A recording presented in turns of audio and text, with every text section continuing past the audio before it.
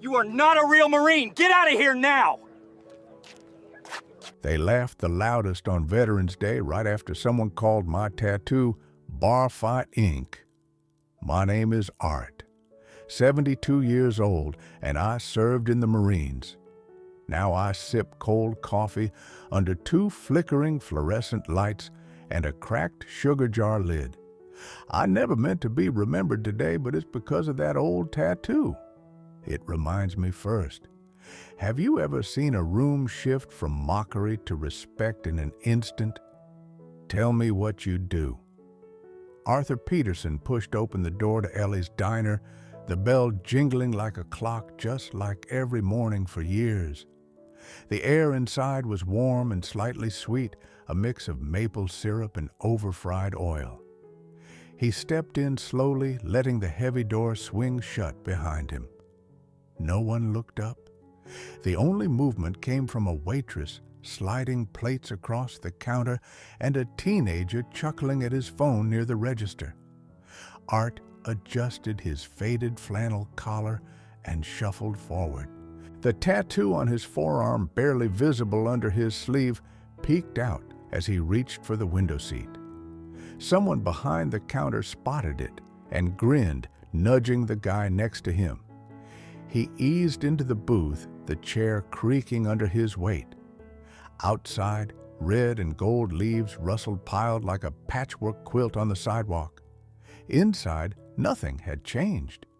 The jukebox in the corner played Patsy Cline's repeat track, and the coffee pot hissed along. Art doesn't need a menu. He hasn't for years.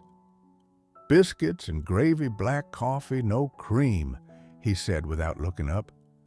Chad wiped his hands on a rag behind the counter and rolled his eyes.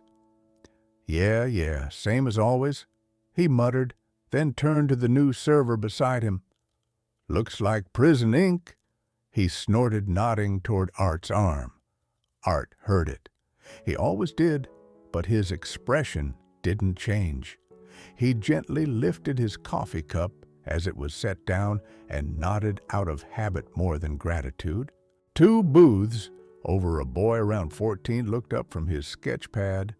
Ethan Campbell leaned in, slightly squinting at the old man with the sleeve just reaching his wrist. He didn't say anything, just stared.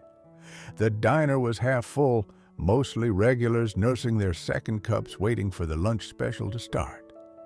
Sarah Campbell moved from table to table, ticking off breakfast orders on her notepad clipped to her apron. She glanced briefly at Art's booth, but didn't slow down. She'd run this place long enough to know when not to stir things up. Art sat quietly, eyes fixed on the street. A delivery truck sped by. The local bus dropped off 3 retirees and a windbreaker at the corner drugstore. Every move outside was predictable, inside too. First the biscuits, then the gravy. This time, Chad didn't say a word, just slid the plate over and walked away. Art unfolded his napkin, wiped the corner of his mouth before taking a bite. He chewed slowly, deliberately.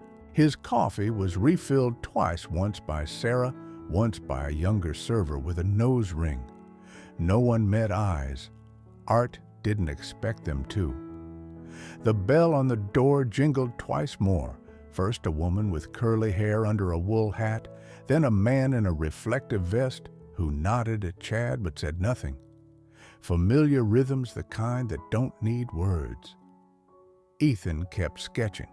He wasn't drawing Art exactly, just the shape of the tattoo, or at least what he could see.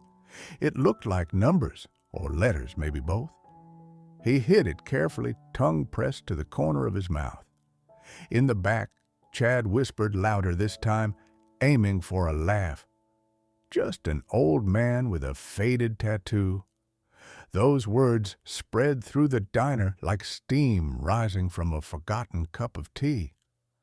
A couple near the entrance glanced up, then looked away. No one said a word. Sarah stood by the brew station, lips pressed tight. She tapped her pencil on the clipboard, but stayed silent. Art didn't flinch. He finished his coffee, tucked 2 crumpled bills under the salt shaker, and stood up. His knees cracked a bit, but he walked steadily toward the door. The cold from outside had seeped in, and now he felt it in his joints. Still, he didn't rush. As he passed the register, Chad glanced up, then quickly looked away. The kid wasn't bold, just careless. Art pushed the door open a gust, sweeping in and rustling the napkins in their holder. It made everything stir. He paused for a second before stepping over the threshold, not from hesitation, but hoping someone might stop him. No one did. Outside, the light was brighter, but still filtered through the never-ending November clouds. His old truck was parked across the street. He didn't head there right away. Instead, he leaned against the diner wall, pulling up his collar against the wind. A woman walking her dog nodded at him. He returned a soft smile. Through the window, he could see Ethan still drawing. The boy wasn't pretending to hide it anymore. His pencil moved faster, with longer, more confident strokes. He glanced up, meeting Art's eyes for a moment, then looked down. The jukebox inside was ignored.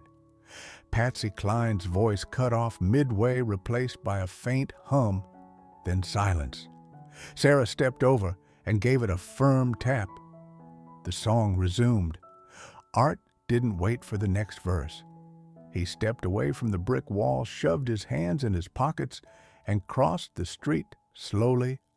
The bell behind him jingled as the door closed. As Art walked away, Ethan jotted something in his notebook, a rough sketch of the tattoo. Ms. Albbright asked gently, "How do you know what an old military tattoo means?" The library still had that small-town feel on a Thursday afternoon. Outside, fog clung to the windows, blurring the shapes of parked trucks and leaning telephone poles. Inside, there was a faint scent of lemon polish and old books whispering to each other after decades of neglect. Miss Albbright looked up from behind the desk where she was struggling to stick a barcode sticker on the spine of a large print mystery novel. Her glasses slid down her nose, and her silver hair, loosely tied in a bun, shook with the motion. She blinked at Ethan, surprised but not startled. "All right," she said, setting the book aside with a soft thud. "That's quite a specific question, Ethan Campbell." Ethan pulled the page from his notebook and gently placed it on the counter between them. It was the sketch he'd drawn that morning at Ellie's diner, rough but detailed.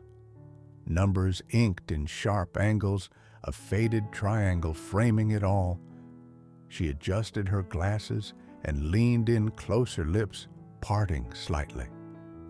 "Where did you see this?" she asked, her voice dropping a notch. "At the diner," Ethan said, "on a man's arm."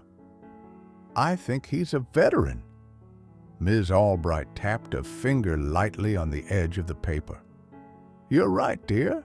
That's the insignia of a unit, the Marines. If I'm not mistaken, it's the 2nd Recon Battalion." Ethan's eyes widened. "Really?" She smiled softly, a smile full of wisdom and years. "Not every hero wears a cape, you know. Some wear orthopedic shoes." She disappeared into the shelves behind before Ethan could ask what that meant. He heard her high heels click on the polished floor, then the rustle of paper and her mumbling to herself. He weighted his notebook open in front of him, fingers tapping lightly on the wood.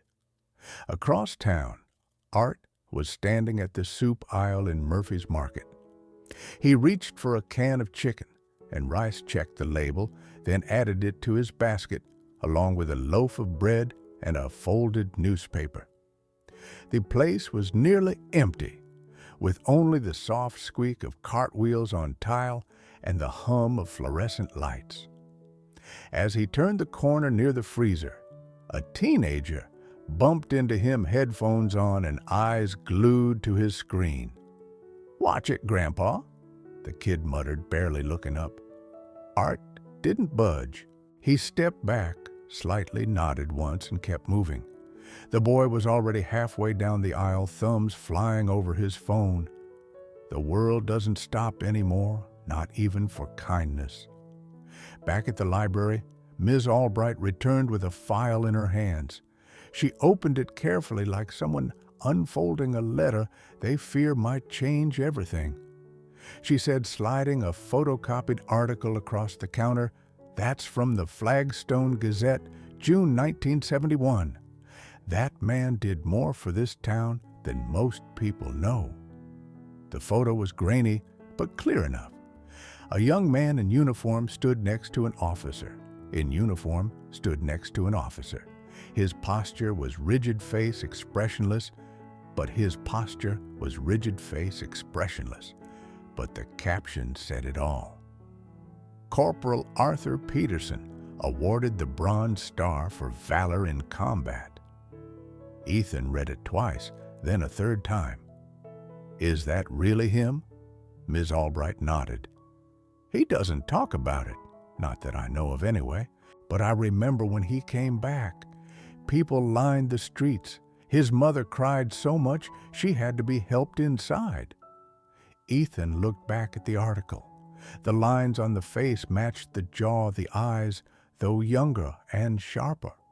He noticed the tattoo peeking from under the uniform sleeve. He folded the article carefully as if it might tear from the weight of its story. His hands trembled a little, not from fear, but from something else, like the page had grown heavier in that moment. Through the wide window near the corner, he saw movement. Art was stepping out of Murphy's Market on the other side of the square paper bag tucked under his arm. His steps were steady, despite the slippery sidewalk. "I think I want to talk to him," Ethan said aloud. "It's just a faded tattoo," Chad said loud enough for everyone in the booth to hear. Those words hit the room like a slap, cutting through the clink of silverware and the clatter of dishes. Today was Veterans Day, and Flagstone was decked out in flags. From every lamppost, red, white, and blue banners fluttered in the wind. Stores along Main Street had paper stars in their windows, and the bakery across the way was handing out flag-topped cookies. But inside Ellie's diner, the atmosphere was subdued, not sad, just indifferent. Arthur Peterson returned to his usual booth, same seat, same time, a few minutes earlier than normal. He folded his coat over the bench beside him and sipped his coffee before the food arrived. The tattoo on his forearm peeked out as he reached for his cup. Still the same old ink, still that quiet presence. Chad noticed. He always did. This morning, he was with two younger friends, louder and more mocking than polite. They perched on the counter stools like they owned them, sipping sodas for breakfast and tapping their sneakers on the metal footrests. "I bet that ink's from a bar brawl, not a battlefield," Chad snorted, elbowing one of them. The boy laughed too loudly for the space. Sarah Campbell, carrying a coffee pot, hesitated as she passed by. Her fingers gripped the handle a bit tighter. She glanced at Art's booth, then back at Chad, but kept walking. She poured coffee at another table without a word. Ethan sat across the diner from his grandfather's spot, his notebook clutched to his chest like a shield. He'd seen a tattoo like that yesterday. He'd sketched it. He'd taken it to Ms. Albbright and come back with more than just ink on an arm. He came back with a name, a record, and a story. Now, all he could do was sit there and listen to people mock what they hadn't bothered to learn.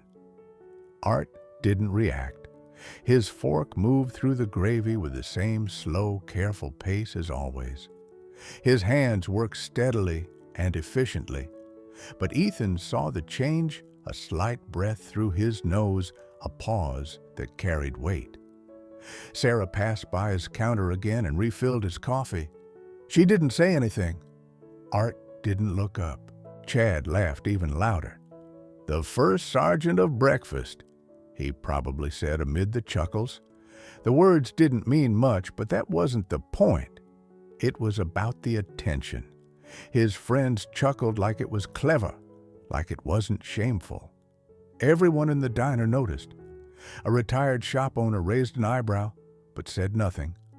A woman in scrubs paused her spoon midway, then continued stirring. Two men by the window exchanged glances, then turned away. No one spoke.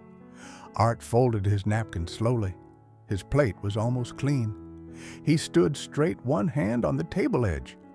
The bell on the door jingled just as he reached for his coat. 4 men stepped in. Morning light. Their shoes were polished, hair cut short, and their eyes scanned the room slowly and professionally. They wore jackets, not uniforms, but dark-fitted jackets with pinned ribbons that caught the morning light. Their shoes were polished, hair cut short, and their eyes scanned the room slowly and professionally. Spotted Art. Silence fell over the diner deeper than before, even the jukebox. They were older or gray at the temples, faces weathered but still upright, purposeful. They all stopped when they saw Art. Silence fell over the diner deeper than before. Even the jukebox, as if on cue, stopped midway through George Jones's song. The man in front, a tall Marine with a silver mustache and steel-gray eyes under his glasses, stepped forward. He slowly raised his hand, rough fingers touching his brow. Permission to approach. "Sergeant," he said, his voice steady, but echoing through the room like a church bell. No one moved, not a spoon, not a breath. Art's eyes met the man's. No salute in return, just a small, balanced nod that carried weight. Chad dropped his pen. The whole diner turned toward Art. No one in Ellie's diner spoke, but that silence wasn't shame. It was respect. The bell on the door had stopped ringing, but its echo seemed to linger in the quiet. The 4 Marines in pressed jackets and polished shoes stood like sentinels in the doorway. Their presence commanded attention without a word. Morning sunlight streamed through the windows, glinting off the campaign badges on their lapels. The smell of bacon lingered in the air, but no one lifted a fork. Art remained standing near his booth, one hand lightly on the table edge. He met their gaze calmly, his expression unreadable. His coat still hung on the bench opposite. His tattoo peeked from under his sleeve unchanged. But suddenly, it meant something to everyone in the room.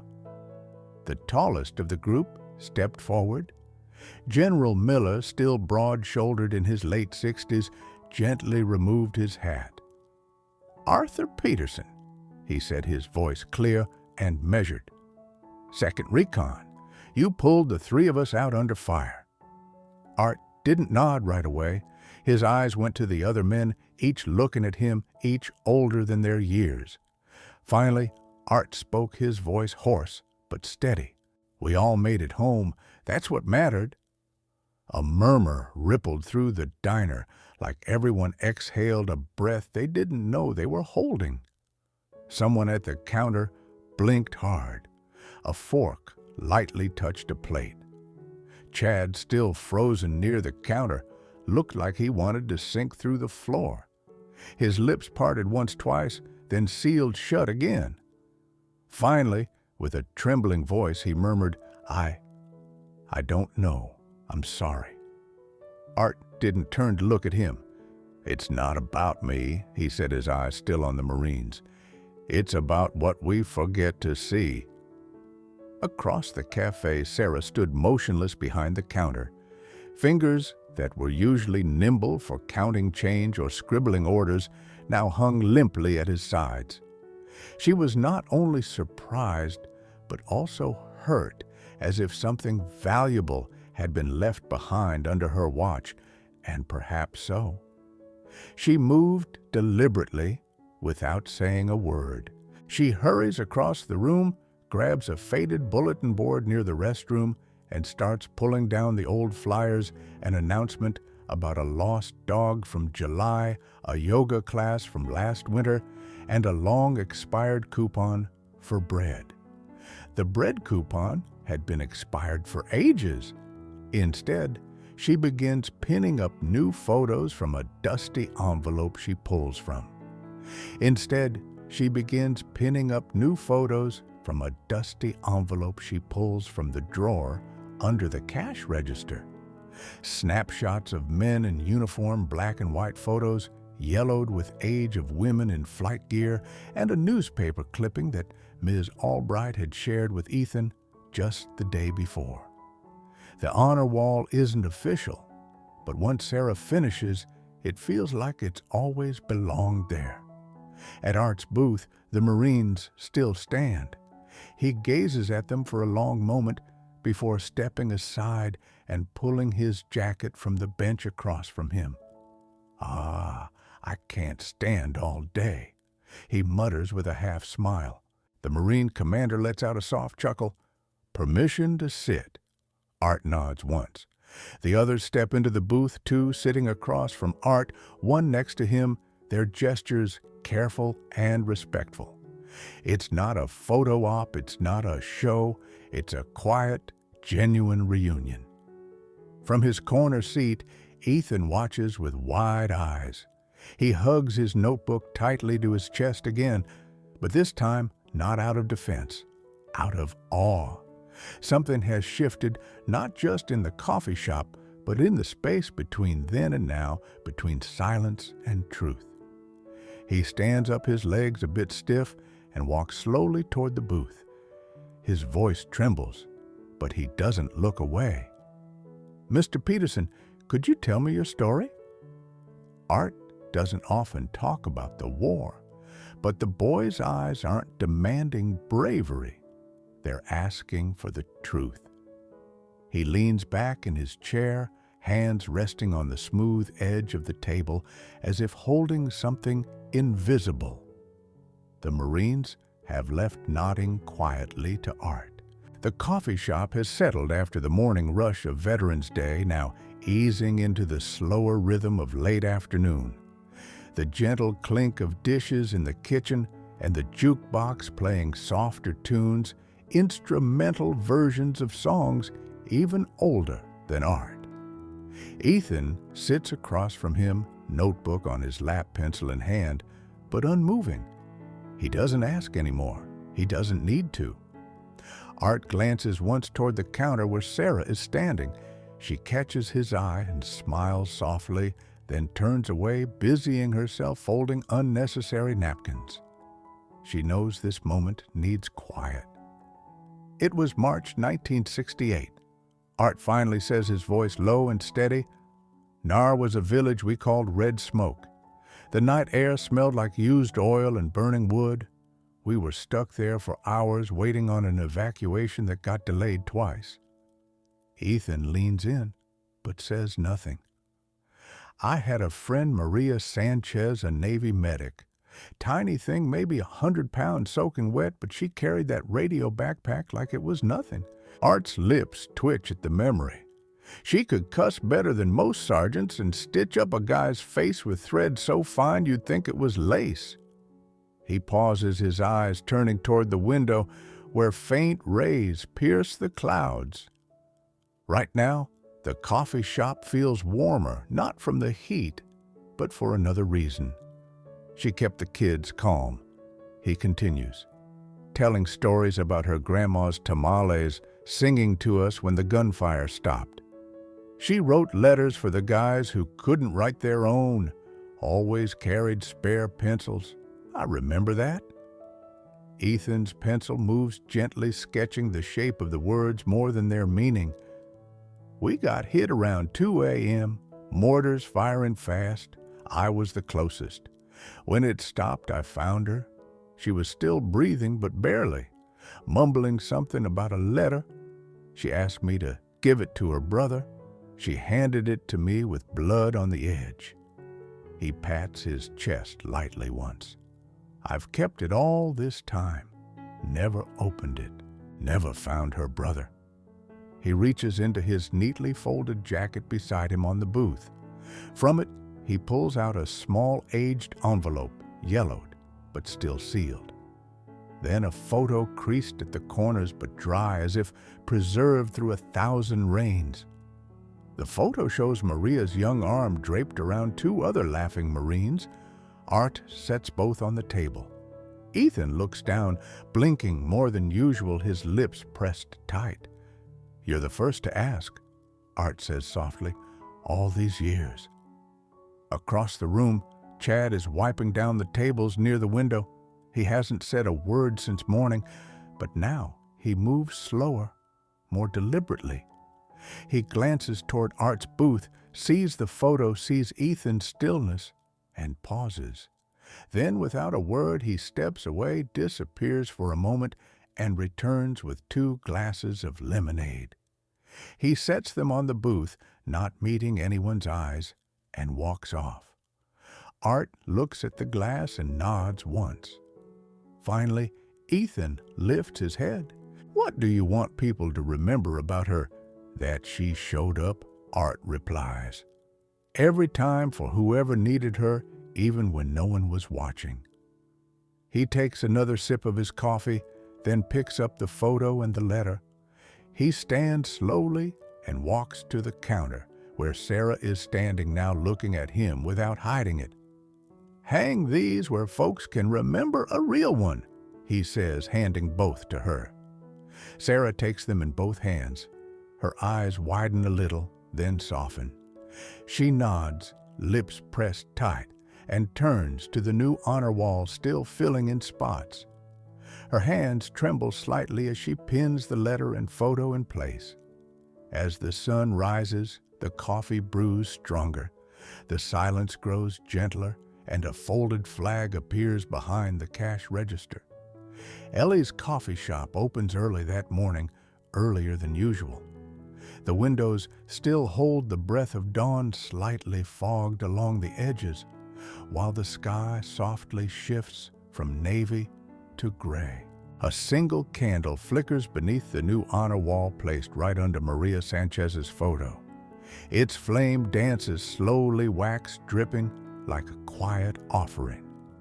This time, the jukebox doesn't start with country or oldies. Instead, a gentle tune plays from a small record player Sarah sets behind the counter. One of her dad's vinyls, dusted and polished from the night before. Soft brass and steady drums, the opening of the Marines' hymn played through needle and speaker to every corner of the coffee shop. Art walks in at 6:37 a.m. He stops just inside the door. The bell above rings softer than usual, but no less familiar. He takes in the place, the old booths, the worn menu. But something's different. The very air seems to lean in closer. Behind the counter, Sarah pours coffee. She smiles, not the bright one she gives to the morning crowd, but one that carries memories and resolve. She fills a cup, comes around the counter, and sets it right in front of Art's usual booth. Black coffee and a slice of apple pie. Maria's recipe. I had to call her niece to get it right. Art removes his jacket and slowly settles into the booth. He nods. Smells close enough. A few regular customers are already at tables, but today they sit a little straighter, tipping their hats, voices softer. Mr. Davies from the post office even holds the door for a teen he usually snaps at. No one's trying to stir things up. They're just being better. Ethan walks in 5 minutes later, backpack slung over one shoulder, a stack of papers pressed to his chest. He heads straight to Art's booth. "I've finished it," he says, his voice low but proud. He hands Art a stapled packet. a story of bravery you might miss if you're not paying attention. Inside is a typed story, a man sitting by the window. A story of bravery you might miss if you're not paying attention. Inside is a typed story, a scanned copy of the old newspaper photo, and a sketch of Art's tattoo. Art flips through it slowly, then closes it and tucks it into his wallet right behind Maria's letter. "Keep writing," Art says. "The world forgets too fast. Your kind of memory matters." Ethan smiles shyly, then turns toward the door as the school bus honks outside. Chad quietly appears, no eye rolling, no phone in hand. His shirt is tucked into his apron, neatly tied. He steps over and places a folded napkin on the edge of Art's table. On it, written in blue pen, are 7 words, "Thank you for letting me see." He doesn't wait for acknowledgement, just moves to the next table, clearing empty plates with a care he never showed before. That morning, a man in his 40s, clean-shaven, walks in wearing an old veteran's cap that doesn't quite match his jacket. He hesitates just inside the door like he's not sure this is his place. Before Sarah can greet him, Ethan, back from the bus stop, holds the door wider and says, "Welcome back." The man blinks once, then smiles. Art slowly rises after his second cup of coffee. He walks over to the honor wall and stops at Maria's photo. The recording has reached its final chorus, a soft rattle like someone marching without moving. No one says anything. No one needs to. Then Art quietly turns and heads for the exit. At the door, he looks up lightly, touches the frame with his fingertips, and nods at the bell above. Still right. The coffee shop doesn't need applause or headlines to remember just a folded flag, a photo on the wall, and a boy who asked the right question.